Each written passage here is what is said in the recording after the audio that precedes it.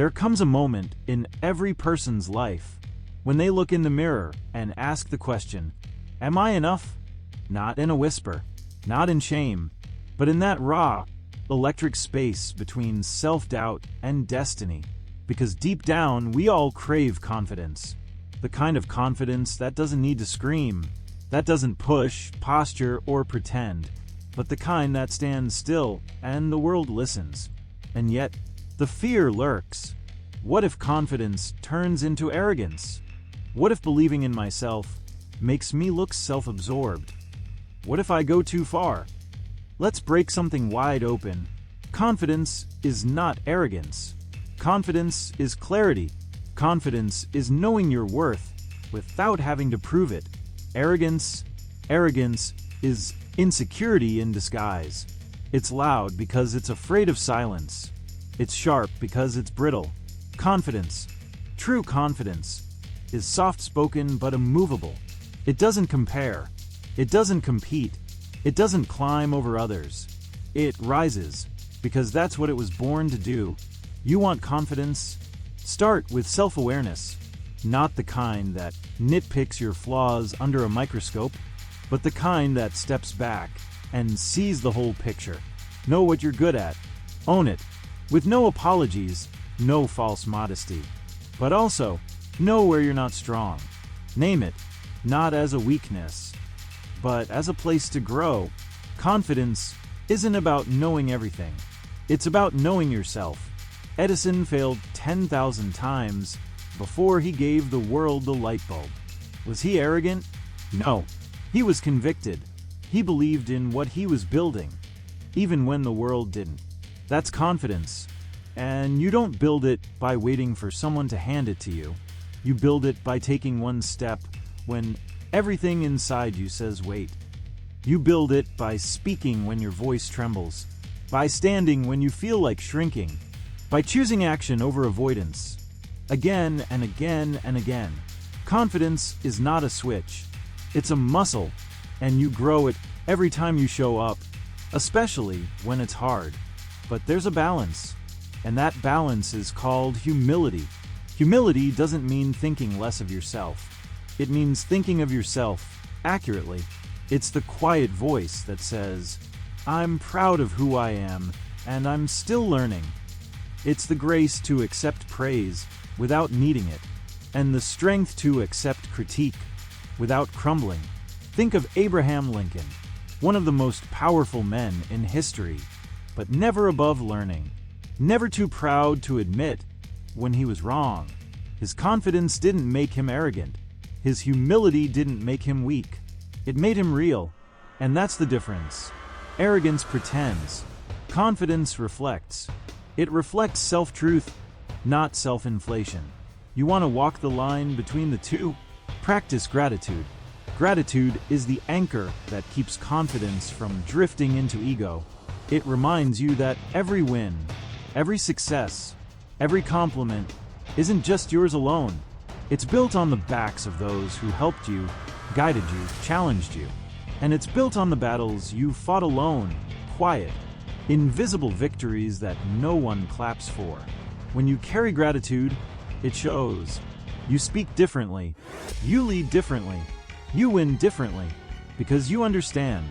You are the result of what you've overcome, not just what you've accomplished. So, let's talk about how that confidence shows up in the real world. You don't need to shout to be heard. You don't need to dominate a room to own your place in it. True confidence is felt, not forced. It's in the way you speak, with clarity, not volume. It's in the way you enter a room, with presence, not performance. It's in the way you say, I don't know, without shrinking, because you trust that learning doesn't make you less. It makes you limitless. And when you start communicating from that space, not from ego, not from fear, but from grounded, self-owned truth, you become magnetic. Your words carry weight, not because you try to make them heavy, but because they come from someone who knows who they are. That's assertiveness, not aggression, not passivity, but the courage to speak from your center. When someone crosses a line, you speak up, not to control them, but to protect your peace. When your value is questioned, you don't panic, because your worth isn't on trial. And when opportunities arise, you no longer hesitate, because confidence whispers, "I am ready." You stop waiting for permission. You stop needing applause. You start showing up fully, not to impress, but to express who you were created to be. And yes, that takes work. It takes self-discipline. It takes resilience. The kind forged in silence when no one's watching. The kind that only grows through challenge, rejection, and rising anyway, because real confidence is earned, brick by brick, failure by failure, courage by courage. And what keeps it from tipping into arrogance? Gratitude, humility, curiosity, the constant reminder that no matter how far you've come, there's still room to grow, that no matter how strong you become, there is always someone stronger. And that's not a threat, it's a gift, because it means you'll never outgrow your need to evolve. Confidence doesn't isolate, it connects, because when you're secure in who you are, you're not threatened by the greatness in others. You celebrate it. You don't need to compete to feel valid. You don't need to be the loudest to be seen. You lift others up because you're no longer afraid they'll outshine you. In fact, you want them to shine, because when you live from true confidence, you realize there's enough light for everyone. And that kind of leadership, that kind of presence, changes everything. In your work, in your relationships, in your life. Because here's the deeper truth. Confidence without values is manipulation. But confidence rooted in principle, that's unstoppable. And this world doesn't just need louder voices. It needs truer ones. It needs leaders who don't fake certainty but walk in conviction.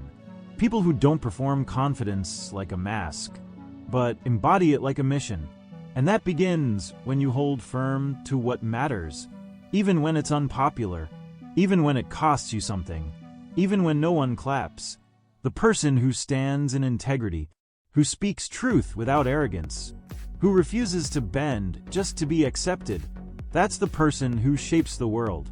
Because real confidence doesn't just say, "I believe in me." It also says, "I believe in what's right." And when that belief is tested, because it will be, when you're criticized, misunderstood, underestimated, you don't fold. You don't flare up either. You hold the line, with grace, with power, with peace. You understand that validation is a bonus, not a requirement. Because when you validate yourself, you become immune to manipulation. You don't need the spotlight, because you bring your own light with you. And when you shine, others feel safer to do the same. That's what makes you a force, not just for your own success, but for the transformation of everyone around you. And here's what's beautiful. You don't lose anything by being humble. You gain everything, because confidence that lifts others lifts you higher. Confidence that honors others deepens your power. Confidence that stays curious never stops growing. The moment you stop trying to prove yourself, you start becoming yourself. You stop chasing image and start embodying identity. You move through life, not asking, "What do they think of me?" but asking, "What kind of impact am I making?" And that subtle shift, that's where everything changes. You go from self-conscious to self-aware, from trying to impress to trying to serve. From needing to be seen to knowing you're meant to be seen. And that right there, that's confidence without arrogance. That's fire without ego. That's power with a purpose. That's the version of you this world is waiting for. So stand up, not with a roar, but with a steady breath. Stand up like someone who finally knows. You don't have to be louder to be stronger. You don't have to be right all the time to be worthy. You don't have to be perfect to be powerful. Let your presence speak before your words do. Let your silence carry more gravity than their noise. Let your boundaries become the proof that you know your value. Because the most dangerous kind of confidence is the kind that doesn't need to announce itself. It just is.